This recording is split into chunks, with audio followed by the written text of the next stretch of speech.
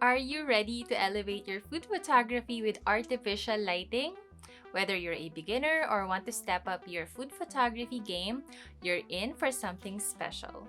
In this video, I'll spill the beans on my favorite gear and lighting setup for capturing scroll-stopping food and product photos. Hi, my name is Rose. I am into food and product photography, making videos, and creating online courses. I am really passionate about helping small businesses boost their sales and online presence with eye-catching photos. In this video, I'll share my favorite equipment and lighting setup for photographing food and products. So whether it's for clients or for my own projects. I made this video because one of the most common questions I get from my courses is about the specific or the exact lighting equipment I use in my photo shoots. So I'm here to spill all the juicy details. But before we jump into all that, let me tell you why I use this gear and lighting setup. I am a big fan of natural light because it makes food photos look authentic and beautiful. The only catch is, I often do my photo shoots at night when my toddler is asleep. That's when I can really get in the zone and let my creativity flow. Don't get me wrong, I love having my 4-year-old around, but it can get a bit chaotic and I lose focus. So I make the most of those uninterrupted moments. You might already know that my husband and I used to do wedding photography and videography. Most of our gear was tailored for weddings. When I switched to food and product photography, I tried to work with what we had, including the lighting, and this is how it looked. It worked for a bit, but as I took more food and product photos, I knew I had to upgrade or make a switch. After some research and watching a few YouTube videos, like this one, I decided to invest in the Godox SL60W Continuous Daylight Artificial Light. I paired it with a large octagon softbox, which is versatile and great for talking head videos like this. And just recently, I also got a smaller softbox for smaller food and product setups. Now, let me give you a more detailed view. So this is what you get when you buy the Godox SL60W LED light. It's lightweight and easy to use. Setting it up is straightforward, and the controls are super simple. There's a power button and a dial to adjust the brightness or intensity. I'm putting it on this light stand.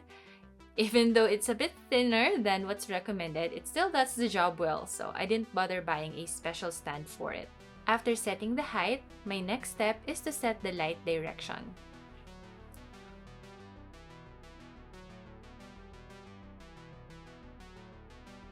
Once I'm happy with the direction, I can tighten it up.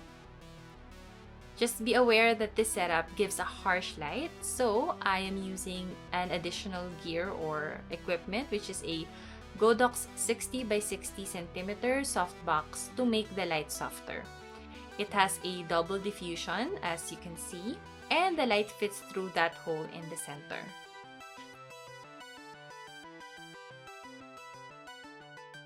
So you just attach it and adjust the position. Once that's done, connect it to power and turn it on. Now you can see how it looks. Let me show you how I adjust the brightness and intensity using this dial. I know that watching just my lighting setup can be a bit dull, so let's spice things up with a quick food photo shoot. I'm going to capture the beauty of this cake from a local bakery. I picked this subject because I'm assisting a small business owner with her delectable Portuguese desserts. And one of the photos she shared with me resembles this cake roll. That inspired me to create this whole video and share it with you. So if you ever find yourself struggling to photograph something, don't hesitate to leave a comment. Who knows, your request might just become the next video I create. So this is my setup for this yummy Brazo de Mercedes cake roll. I positioned it lateral to the light source so it will look like my table or this setup is near a window with natural light. I added a reflector to bounce light and soften the side shadows. Now let me take photos so I can show you the effect.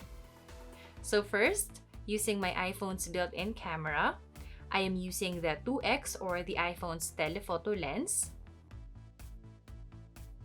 Not too bad after a bit of editing, right? This lighting direction and setup creates shadows and highlights on the side of the food or the subject, enhancing its shape, contours, and textures. Side light adds depth and dimension, putting elements in the foreground and background to help in creating that depth. Let me also try the portrait mode on the iPhone.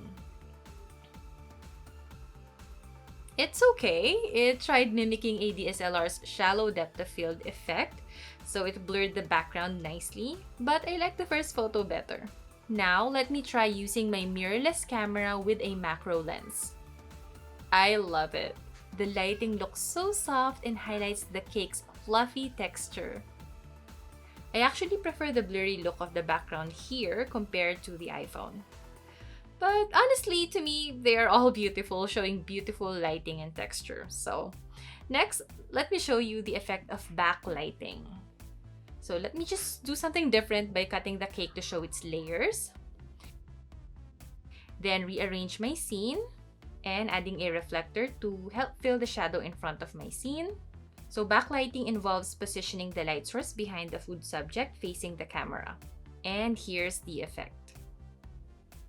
This lighting direction creates a halo effect around the edges of the food, highlighting its outlines and creating a sense of transparency.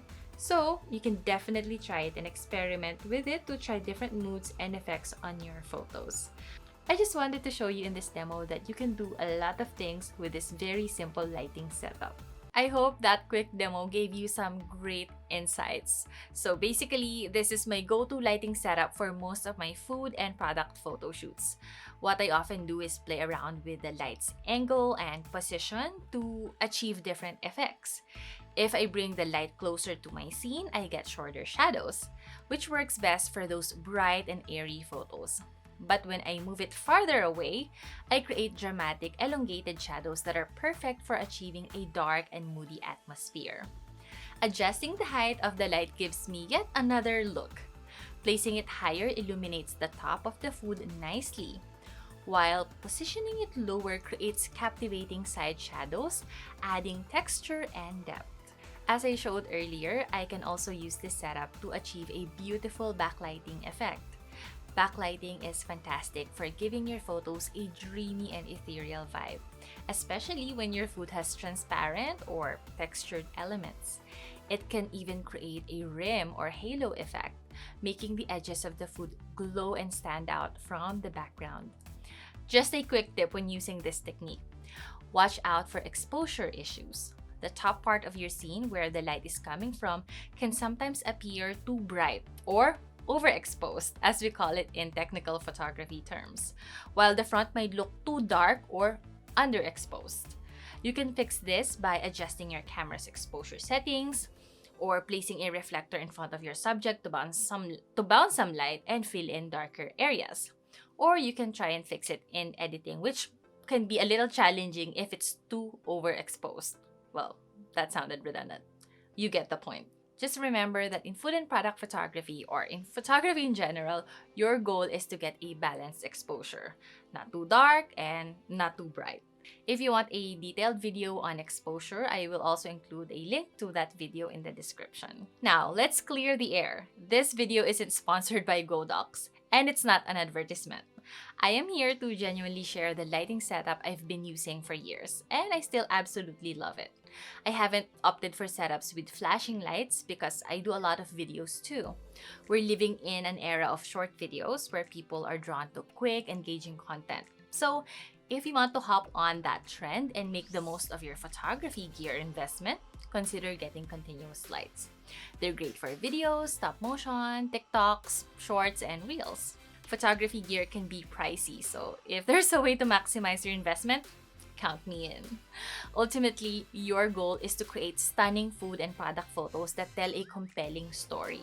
Whether it's for your business or clients, you can achieve this with a straightforward setup. It doesn't have to be complicated.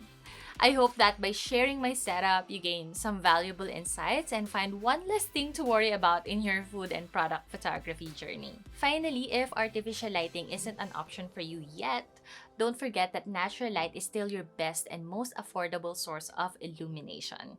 Take advantage of it.